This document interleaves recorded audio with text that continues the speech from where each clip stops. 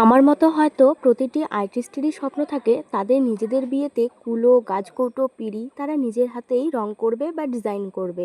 এটা হয়তো অন্য কাউকে দিয়ে ডিজাইন করানোর কথা বা রং করার কথা তারা ভাবতেই পারে না। আমার ক্ষেত্রেও তাই, আমি আগের থেকেই ভেবে রেখেছিলাম আমি আমার হাতে যে রকমই তুলির টান থাকুক না কেন সেই তুলির টান দিয়ে আমি আমার স্পেশাল দিনের জিনিসগুলো নিজের হাতেই রং করব। তো দেখো, সেই কারণেই বসে পড়েছি।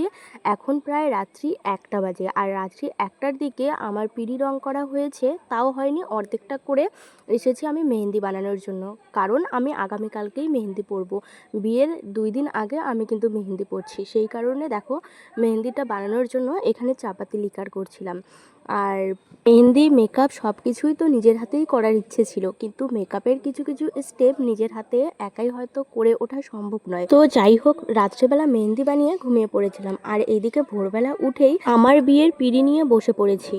আমি যখন ভিডিওতে ভয়েস দিচ্ছিলাম তখন অলরেডি আমাদের বাড়িতে অনেক আত্মীয় স্বজন চলে এসেছে, মানে বিয়ের আগের দিন অনেক লোকজন এসেছে। আজকে অধিবাস, হয়তোবা অনেক সাউন্ড চলে আসছে, অনেকের কথাবার্তা শোনা যাচ্ছে, কিন্তু কিছু করার নেই। এইদিকে দেখো, পিঁড়ি রং করাতে আমার ভাই আমাকে হেল্প করছিল, পিঁড়ি রং করাতে নয়, কুলো রং করাতে ও আমাকে হেল্প করছিল। এদিকে আমি তোমাদের দেখাচ্ছিলাম আমার দুটো পিঁড়ি অর্ধেক অর্ধেক রং করা হয়ে গেছে, মানে 4 কিনার দিয়ে রং করা হয়ে গেছে। মিডিলে আমি তোমাদের জিজ্ঞাসা করেছিলাম কি ডিজাইন দিলে ভালো হয়, তোমরা অনেকেই বলেছো মুকুট আর টোপর করতে, তো সেটাই করব আজকে। আর এদিকে দেখো, মেহেন্দিটা তো কালকে রাত্রেবেলায় করে রেখেছিলাম, আজকে সেটা প্যাকেজ করছি। এদিকে দেখো, আমি স্নান করে চলে এসেছি মেহেন্দি নিয়ে। এখন আমি বসে পড়বো আমার নিজের হাতে, মানে আমার বাঁ হাতে আমি নিজে পরবো, তারপর একটা বোন এসে আমার ডান হাতে পরিয়ে দিবে।